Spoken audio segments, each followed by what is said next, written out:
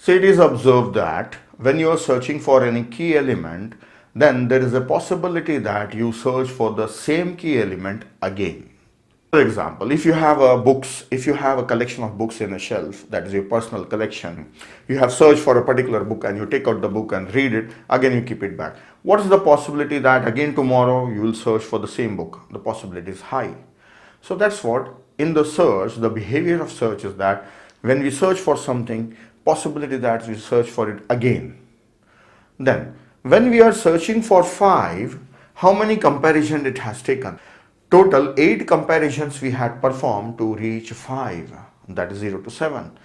Now if we are searching for 5 again, then what we want is it should be searched faster. So there are two options. One option is you can move 5 to the previous location, just one location. You can swap 5 with the previous element. So it will reduce by one step. So second time when you are searching, you have to perform one less comparison. Then again if 5 is searched, then again it will move. So every time whenever you are searching 5, then it will be coming closer and closer. Now 5 is moved here and 10 is moved here. So let us write like this, 5 and then 10. Now again if you are searching for 5, then 3 will go there and 5 will come here. So if you again search, it will again move closer. So you can move a key element which is repeatedly searched, you can move it one step forward. So this method is called as transposition. So that transposition you can do it here. If that key element is found, then you can swap that key element with a of I with a of I minus 1. And now your key element has index I minus 1. Then you can return I minus 1. So this one statement you can add inside search procedure.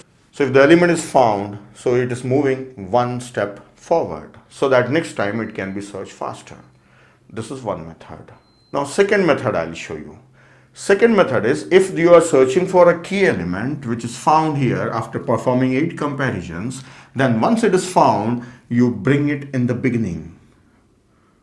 Swap it with the first element. If you are swapping with the first element, the next time when you are searching, it will be found just in constant time.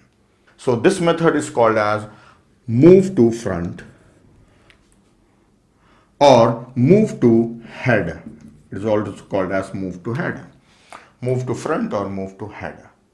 So this is another suggestion or another guidelines for improving linear search. So here in this code, if the key element is found, then we can swap the element with index 0.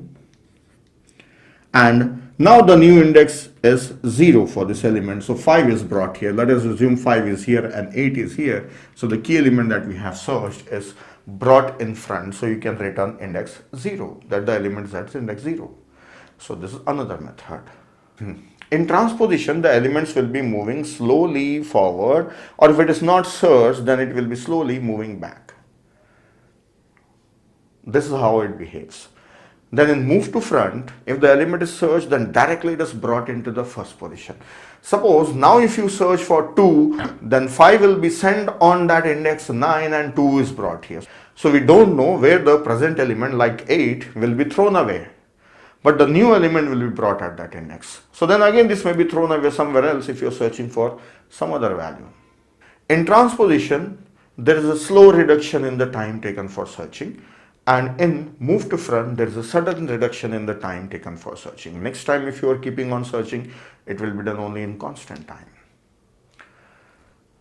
So that's all about linear search and in its analysis.